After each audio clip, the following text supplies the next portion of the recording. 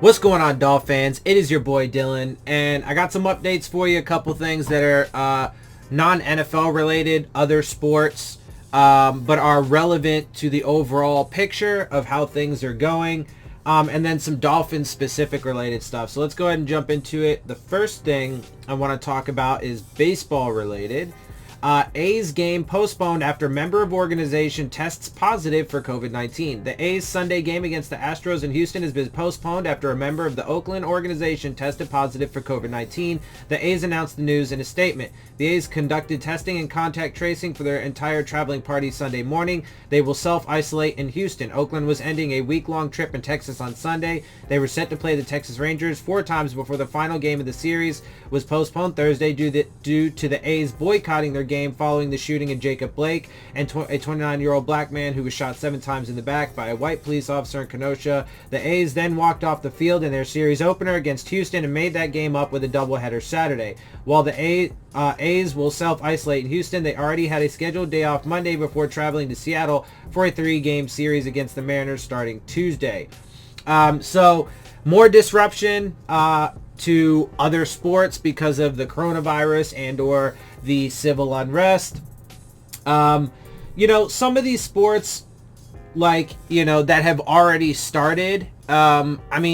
Basketball is apparently, getting their playoffs back on track. Although, from my understanding, the, Clippers and Lakers are still out. They decided to sit the remainder of the season, so it does affect the playoffs, but they will continue to play it. Let's note, though, that it's apparently all because Obama, told the players to resume playing, and apparently they're going to heed his advice, which I think is stupid, and they should just continue to protest, because if they just give in like that, then nothing's ever going to change. But of course, whatever. Anyway, so but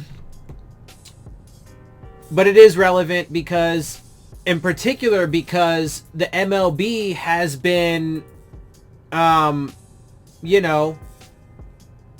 some troubles. They've had some troubles with maintaining this thing. They've had many games that have been postponed, and so it's just going to prove that even if they somehow do manage to complete out the season, it's good. The quality of the season is not very good. I mean, there's so many problems and so many issues that are coming up. Tons of guys had opted out and so on and so forth. So it's just a giant mess. And, it still remains to be seen on whether they'll actually be able to finish the season. I think that there's a greater likelihood, I suppose, since they obviously, their season starts a lot sooner than the NFL, but we'll have to see how it all plays out. Anyway, there is another bit of pretty big information coming from college football, as another star player has decided to opt out of the 2020 season. Report LSU's Jamar Chase will opt out of the 2020 season and prepare for the NFL draft. The defending national champions are going to be without one of their offensive superstars in 2020. According to the CBS Sports Dennis Dodd, wideout Jamar Chase is opting out of the 2020 season to focus on his future NFL career, with an announcement expected Monday. It's 100% happening, a source told Dodd. Real quick though, let's also note that no matter what, at this point, next year's draft, the upcoming draft, is also going to be a giant fucking mess. Teams are going to be, hard pressed to get proper evaluations on guys. Like next year, even if somehow we manage to fucking, get a vaccine in the next few months and the coronavirus is no longer an issue, sports next year are going to be drastically impacted because of it at this point anyway, because of how much damage has been done. So, look, like I said, I think that it's inevitable that everything is going to end up getting shut down football-wise, at least. The other sports, we'll see if they can finish out their seasons or not. But because of the virus and because of, the fascism taking over in this country and the wars that are breaking out in the streets at this point, look, man, I can't imagine how anyone could fathom that a season is going to play out in its entirety. That's seemingly a reversal from earlier in August when his father, Jimmy, said Chase would be playing for LSU this season. He's going to play the season out, he said, per Chris Hummer of 247 Sports. He's locked in with his team, and as long as everybody is healthy, he said he wants to play with his team and his teammates. He just loves the game, and he loves LSU. He wants to finish his career out in a positive manner. But look, and people are well within their rights to change their mind, of course, and it's a smart decision because it's really just not worth it. Anyway, per Dodd's report, sources said Chase's decision is not specifically related to the COVID-19 pandemic. Rather, it is believed agents may have simply convinced Chase to leave before his third collegiate season. Well, that's interesting. I don't know that much about scouting and all that much about college sports and with agents and stuff. I almost know like nothing about it. But having him leave before his third collegiate season, maybe his senior year, I don't know. It seems a little odd to me. Maybe I'm wrong. Maybe it happens more than I know. I don't know.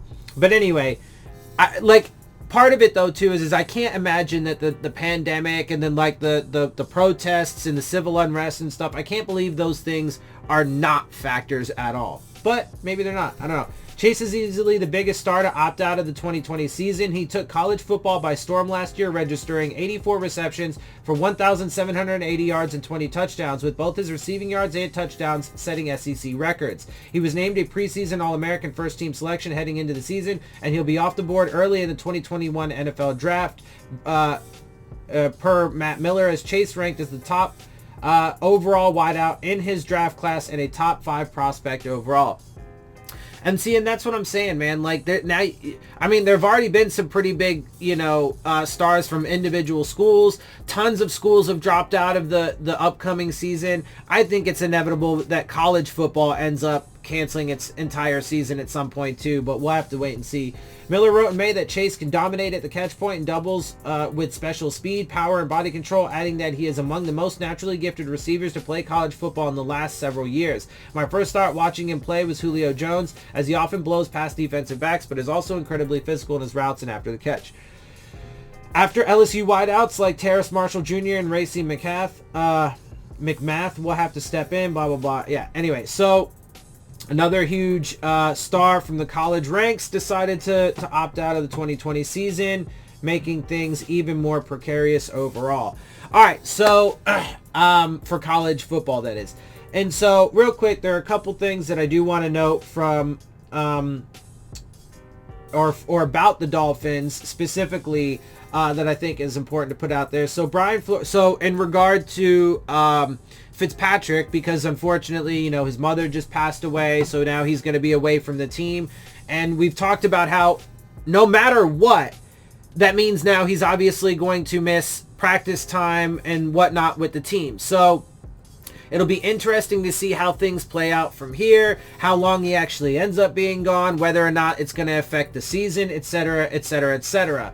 But Brian Flores did have this to say. He says that they have contingency plans on if Ryan Fitzpatrick's absence continues to the season. He says he's not putting a time frame on Fitz's return. He says the decision hasn't been made yet on who would step up, Tua or Josh Rosen, if Fitz is gone for a bit. So it will be interesting to see. My guess is that Tua will end up going in, but we'll see. Also, another interesting bit of information, the newly acquired Jets running back Kalen Ballage apparently failed his physical because he has a hamstring issue that he's dealing with.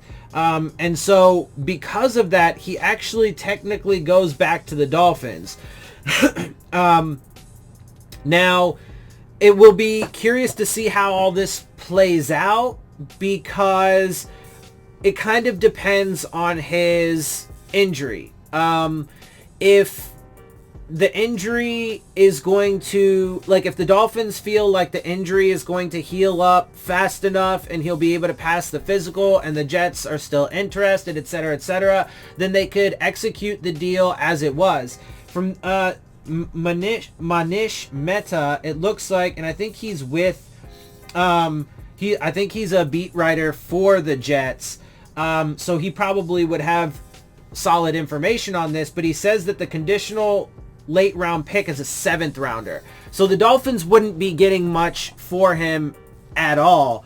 But it would still be better than nothing if they cut him. But so if they feel like the injury is going to heal in time or quick enough, whatever, and they can still get that conditional 7th round pick from the Jets, then that is still an option. If not, then they might end up just cutting him outright, because that apparently was the plan to begin with, and apparently they don't want him. So, and I can't imagine Kalen Ballage really wants to be there anymore after all that's been made known, and et cetera, and they definitely tried to get rid of him and will likely still cut him. So that is also another interesting situation to monitor for the Dolphins, one which I obviously will update you as soon as we get more information on. So anyway, that's all I got for you guys. I'm gonna get up out of here. I hope you guys appreciate my perspectives. If you do, make sure you hit the subscribe button, make sure you hit the like button, make sure you hit the bell if you want to get the alerts. Share my channel and videos with your friends and family. Leave your questions, comments, and concerns down in the comment section. And of course, as always,